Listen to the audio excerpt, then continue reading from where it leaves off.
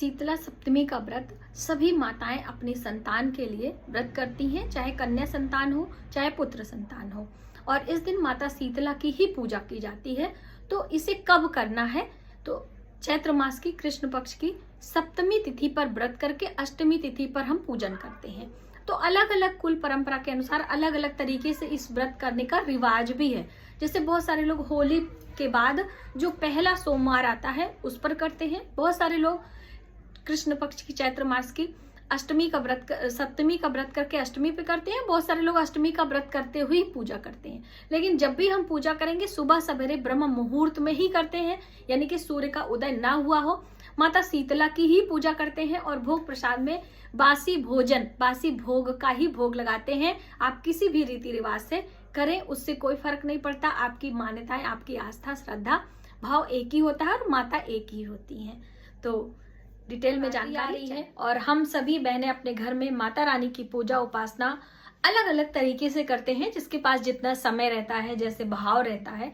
तो आप में से बहुत सारी बहनों के प्रश्न आए थे कि क्या नवरात्रों में अखंड दीप लगाए बिना हम पूजा या व्रत नहीं कर सकते हैं, या पूजा व्रत नहीं भी कर रहे हैं तो क्या अखंड दीप लगा सकते हैं अथवा नहीं। बिना कलश स्थापना के हम माता रानी की पूजा उपासना या व्रत कर सकते हैं अथवा नहीं। बिल्कुल आप कर सकती हैं, क्योंकि देखिए अखंड दीप लगाने के, कलश रखने के अपने एक नियम होते हैं और उन सभी नियमों का पालन हमें करना होता है।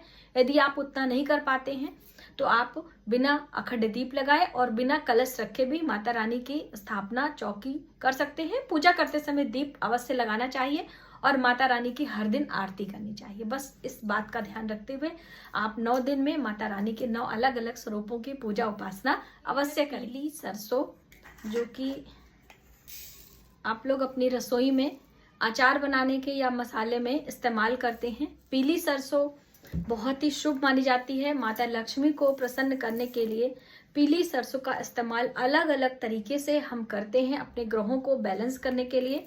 तो यदि आप चाहते हैं कि माता लक्ष्मी की कृपा आपको प्राप्त हो तो आप अपने घर में हर गुरुवार को पीली सरसों छिड़क सकते हैं सुबह सवेरे, और फिर आप उसको झाड़ू से बाहर भी कर सकते हैं। पीली सरसों को धुनी में भी इस्तेमाल किया जाता है।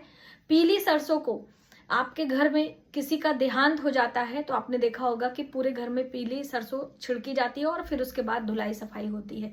तो कहने का अर्थ होता है कि आपको अपने घर में पीली सरसों स्टोर करके जरूर रखना चाहिए और आप इस्तेमाल करें। ऐसा नहीं कि स्टोर कर रहे हैं तो फिर उसका इस्तेमाल नहीं करते। कब से शुरू हो रही है और कब होगी समाप्त? वर्ष 2025 में। तो देखिए इस बार जो नवरात्रि है वो 30 मार्च से मानी जाएगी।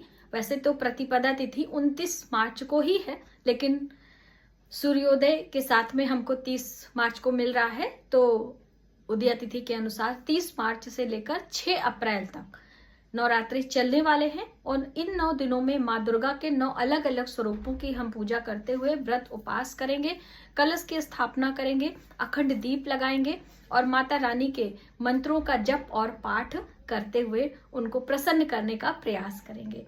तो आप सभी यदि नवरात्रि का व्रत शुरू करना चाहते हैं तो पहली बार भी शुरू कर सकते हैं और पहला और आखिरी भी रख सकते हैं।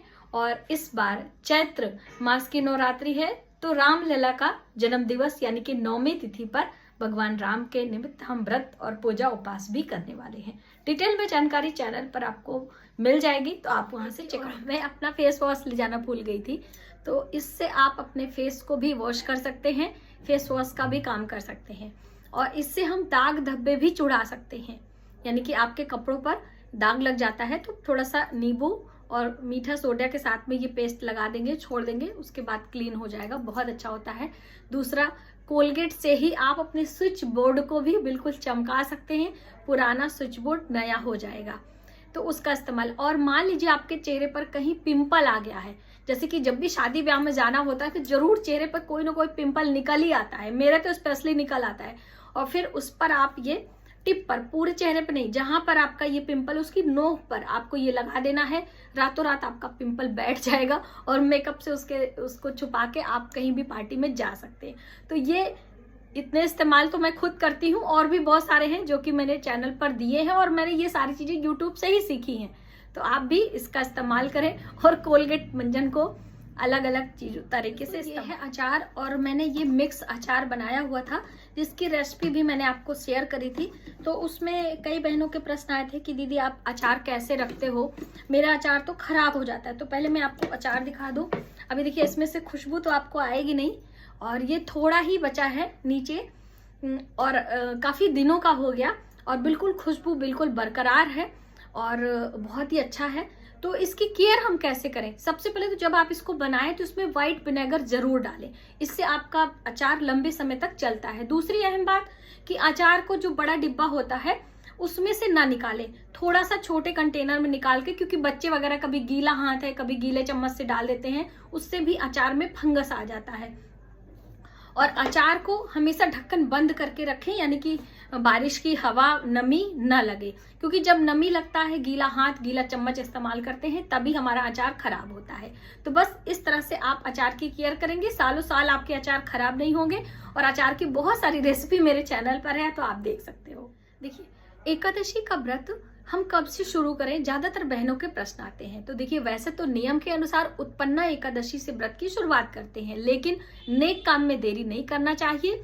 तो आप फाल्गुन मास की शुक्ल पक्ष की जो एकादशी है, जिसे आम्लकी एकादशी या फिर रंग भरी एकादशी के नाम से जाना जा रहा है, 10 मार्च को ये व्रत किया जाएगा। 11 मार्च को व्रत का पारण होगा।